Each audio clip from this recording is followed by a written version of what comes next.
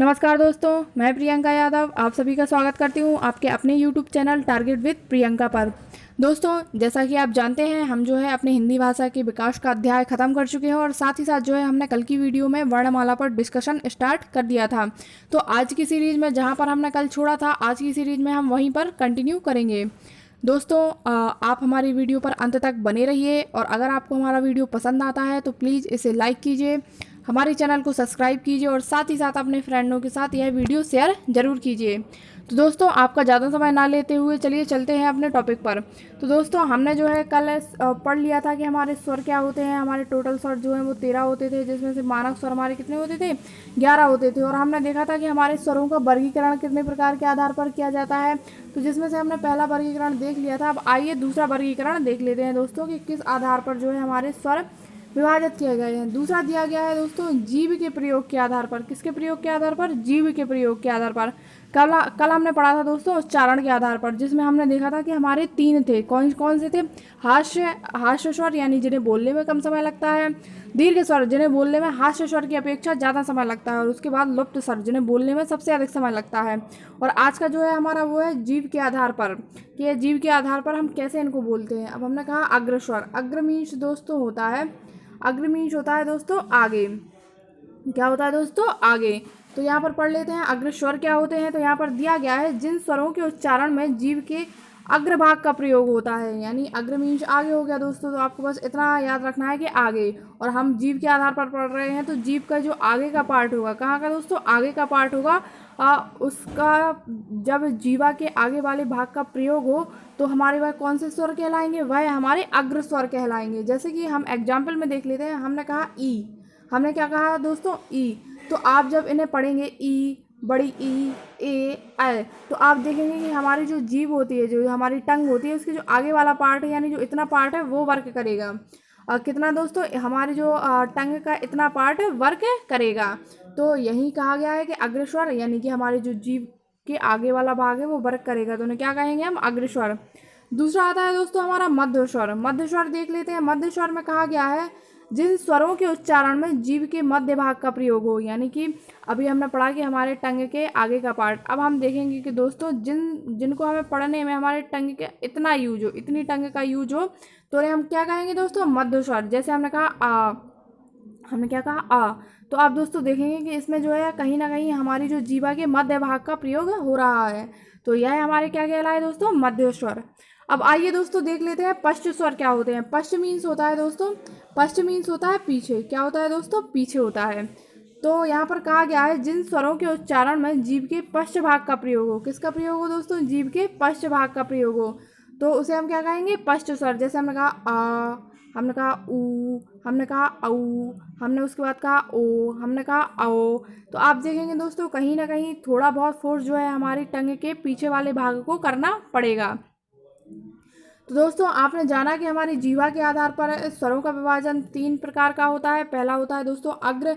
अग्र मीन्स हो गया दोस्तों आगे, यानी कि आप समझ जाइए कि जहाँ पर जीवा के आगे वाले भाग का प्रयोग हो। मध्य मीन्स हो गया बीच में। मध्य मीन्स क्या हो गया? बीच में या मिडिल। तो आप यहीं से समझ जाएंगे दोस्तों, आप नाम सुनते ही समझ जाएंगे कि इस पर जीवा का कहाँ प्रयोग होगा, यानी कि जो जीवा का मध्य भाग यानी हमारी टंग का जो मध्य भाग होगा वहाँ पर इन वर्णों का उच्चारण उन्हीं के अनुसार किया जाएगा। हमने कहा पश्च स्वर। पश्च मीन्स होता है दोस्तों पीछे। तो आप यहाँ पर समझ जाएंगे कि हमारी जो जीवा का यानी हमारी जो टंग का पीछे का भाग है उसका कहीं ना कहीं हल्का सा फोर्स पड़ेगा, तब हम इनका उच्चारण कर सकेंगे। तो ये तो हो गए हमारे दोस्तों जीवा के आधार पर। हमने 2 टाइप के देख लिए हैं। पहला था हमारा उच्चारण के आधार पर, दूसरा हो गया हमारा जीवा के आधार पर। अब आइए दोस्तों तीसरा समझ लेते हैं।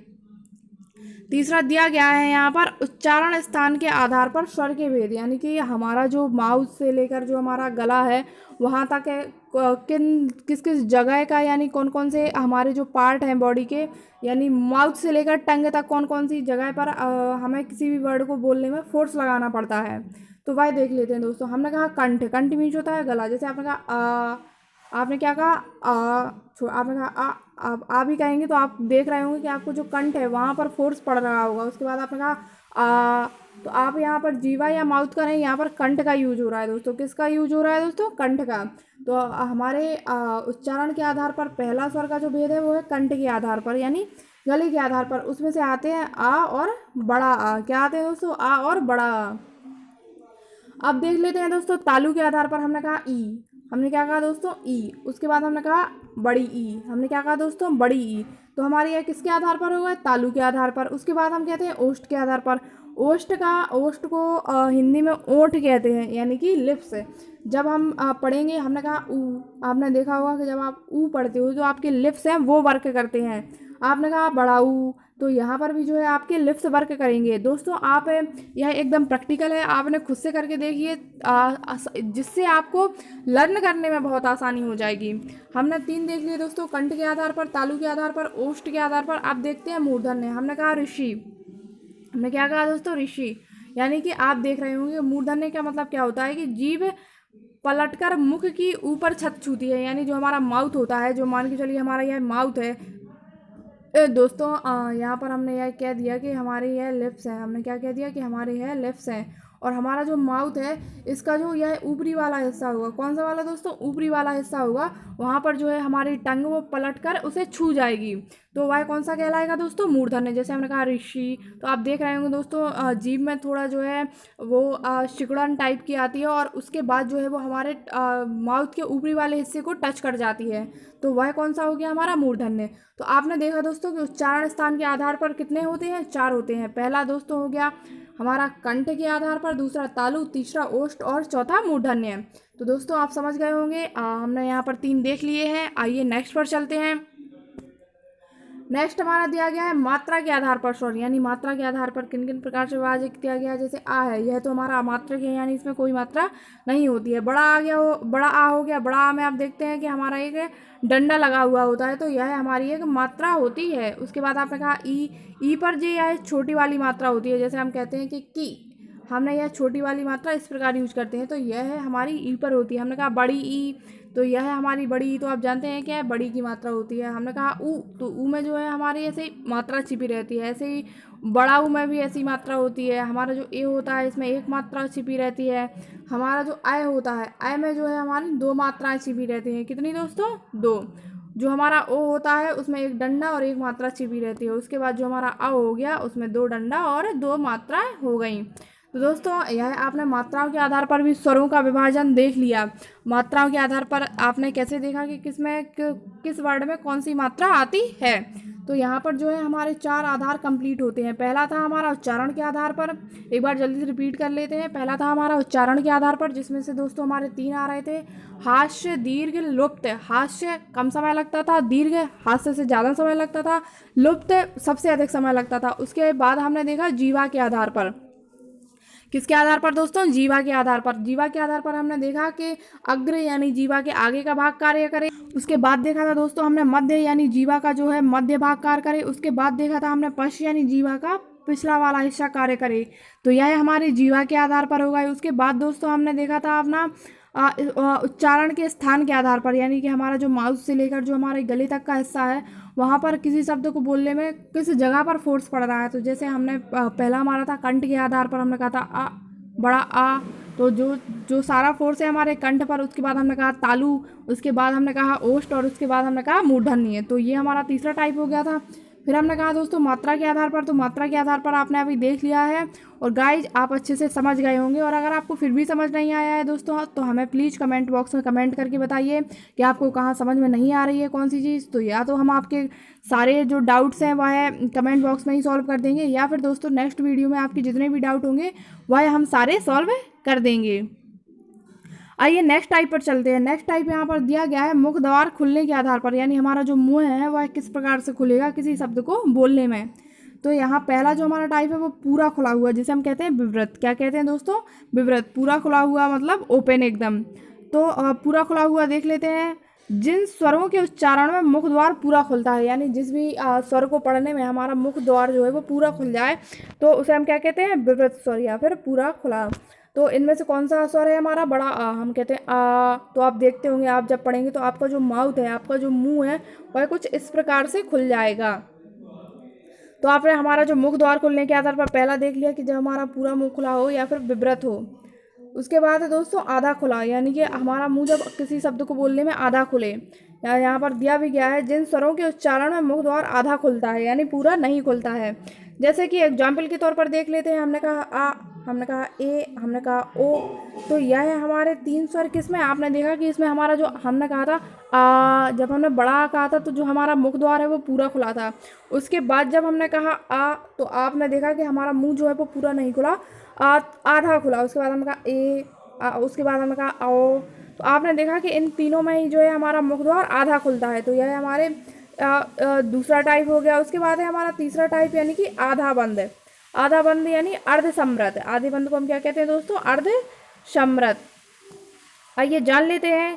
कहा गया है जिन स्वरों के उच्चारण में मुख द्वार आधा बंद हो, यानी कि जिस भी वर्ड को हम पढ़े उसमें जो है हमारा मुख द्वार पूरा ना खुले, आधा बंद रहे, तो उसे हम क्या कहेंगे? अर्ध समृत स्वर। जैसे कि हमने कहा ए, हमने कहा आओ, तो इसमें आपने देखा कि जो हमारा मुख द्वार है वह आधा बंद रहा। तो ये हमारा तीसरा टाइप था। अब हमारा फोर्थ टाइप देख लीजिए, बंद या समृत, यानी कि हमारा जो मुंह है वह बंद रहे। यानी यहाँ पर पढ़ भी लेते हैं दोस्तों, क्या दिया गया है। कहा गया है जिन स्वरों के उच्चारण में मुख द्वार लगभग बंद रहता है, यानी कि बहुत ज़्यादा ना खुले, थोड़ा सा खुले, यानी 90% जो है वो हमारा मुख द्वार कैसा है? बंद रहे, तो वह क्या कहलाएगा? हमारा बंद या समृत स्वर। जैसे हमने कहा ई, हमने कहा बड़ी ई, हमने कहा ऊ, हमने कहा बड़ा ऊ। तो इसमें आप देख रहे हैं कि जो हमारा मुख द्वार है वो बहुत ज़्यादा नहीं खुल रहा है उन तीनों की अपेक्षा। तो यह हमारा कौन सा स्वर होगा? यह हमारा समृत स्वर हो गया। तो दोस्तों आपने जो है अभी यहाँ पर मुख द्वार खुलने के आधार पर हमारे कितने पार्ट में डिवाइड है? 4 पार्ट में। पहला हमारा पूरा खुला या विवृत, दूसरा है हमारा आधा खुला, और तीसरा है हमारा आधा बंद, और चौथा है हमारा लगभग 90% बंद हो। तो यह तो देख लिया दोस्तों आपने मुख द्वार के आधार पर। अब आइए चलते हैं अगले पर। अगले में दिया गया है दोस्तों ओंठों की स्थिति के आधार पर, यानी जो हमारे ओंठ हैं, यानी जो हमारे लिप्स हैं, उसके आधार पर हमने इसे कैसे विभाजित किया है। तो हमने कह दिया आवृतमुखी। अब आवृतमुखी क्या है यह हम जान लेते हैं अपनी डेफिनेशन में। यहाँ पर दिया गया है जिन स्वरों के उच्चारण में ओंठ गोलाकार नहीं होते। हमारे जो ओंठ हैं, ओंठों की स्थिति कैसी है? जो ऐसी गोलाकार नहीं होती है, यानी हमारा जो माउथ है गोल नहीं होता है। जैसे कि हमने कहा आ, हमने कहा बड़ा आ, हमने कहा ई, हमने कहा बड़ी ई, ए आए। तो आपने देखा कि इन सभी स्वरों को पढ़ने में जो है हमारे ओंठों की स्थिति किस प्रकार नहीं आई? हमारे ओंठों की स्थिति गोलाकार नहीं आई, यानी कि यह गोल सर्कल की तरह नहीं हुए। तो यह हमारा क्या कहलाता है? आवृतमुखी स्वर। क्या कहलाता है दोस्तों? आवृतमुखी। नेक्स्ट देख लेते हैं, दूसरा दिया गया है व्रतमुखी। क्या दिया गया है? व्रत। व्रत को इंग्लिश में बोलते हैं दोस्तों सर्कल। व्रतमुखी तो आप समझ गए होंगे, फिर भी एक बार डेफिनेशन पढ़ लेते हैं।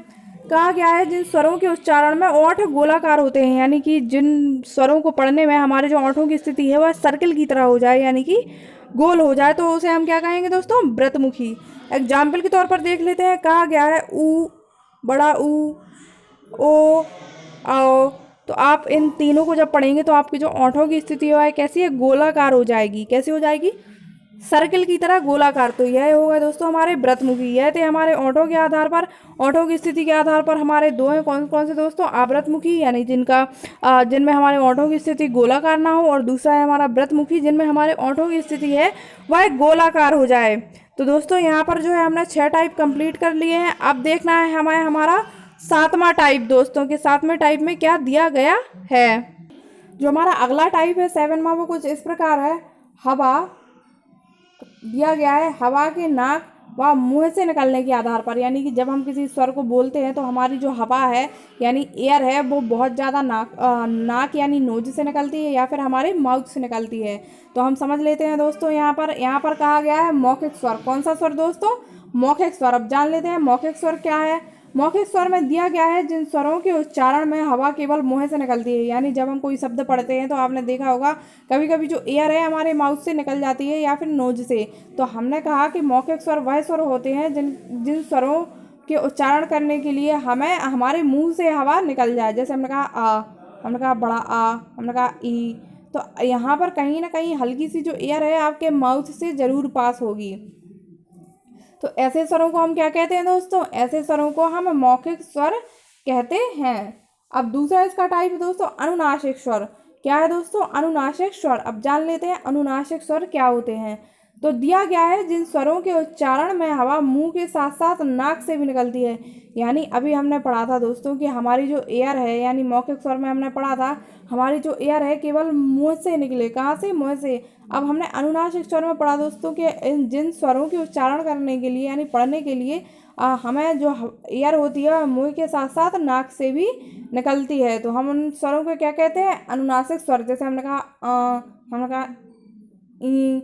तो जब हम इन्हें पढ़ेंगे दोस्तों तो कहीं ना कहीं जो हमारी नोज है इसमें वर्केबल होगी, कहीं ना कहीं हमारी जो नोज है उसकी जो साउंड है वो इसमें वर्केबल होगी। जब आप इसे पढ़ेंगे तो आपको भी समझ में आ जाएगा दोस्तों। तो दोस्तों यहाँ पर जो है हमने अपने स्वरों के टोटल 7 टाइप देख लिए हैं। कितने टाइप दोस्तों, 7 टाइप के। हमारे जो वोवल्स हैं उन्हें 7 भागों में विभाजित किया गया है। तो और दोस्तों हमने कल वर्ण और वर्णमाला भी समझ लिया था। तो दोस्तों यहाँ पर जो है हमारे स्वर है, यानी कि हमारी वर्णमाला में जो स्वर का पार्ट है, किसका, स्वर का यानी वोवल्स का, वो फिनिश होता है दोस्तों। कल जो है हम व्यंजन यानी कि कॉन्सोनेंट के बारे में डिस्कस करेंगे कि कॉन्सोनेंट क्या होते हैं। यह तो आपने जान लिया था, बट हम ये जानेंगे कि इन्हें कितने भागों या वर्गों में विभाजित किया गया है दोस्तों। और दोस्तों एक बात और, अगर आपको हमारा कंटेंट पसंद आ रहा है, आपको हमारा एक्सप्लेनेशन पसंद आ रहा है दोस्तों, तो प्लीज़ हमारे चैनल को सब्सक्राइब करना ना भूलें, हमारी वीडियो को लाइक करें। और सबसे जो इम्पोर्टेंट बात है दोस्तों वह यह है कि बहुत सारे स्टूडेंट्स हैं जो कॉम्पिटिटिव एग्ज़ाम्स की तैयारी करते हैं। तो दोस्तों जो लोग भी हिंदी पढ़ना चाहते हैं उनके साथ है इस लिंक को, यानी हमारे वीडियो की लिंक को ज़रूर शेयर करें। और उन लोगों से भी बोलें कि अगर उन लोगों को हमारा लेक्चर पसंद आता है, वो लोग पसंद करते हैं हमारे कंटेंट को, तो वो भी हमारी चैनल को सब्सक्राइब कर लें दोस्तों। ताकि हमें जो है, आप जब हमें वीडियो पर लाइक देते हो या फिर सब्सक्राइब करते हो तो हमें उससे मोटिवेशन मिलता है, और उस मोटिवेशन से जो है हम आपके लिए बेहतर से बेहतर करने की कोशिश करते हैं। तो दोस्तों चलिए मिलते हैं कल की वीडियो में, देखेंगे हम कि हमारे व्यंजन क्या होते हैं। तब तक के लिए नमस्कार दोस्तों, thank you so much guys.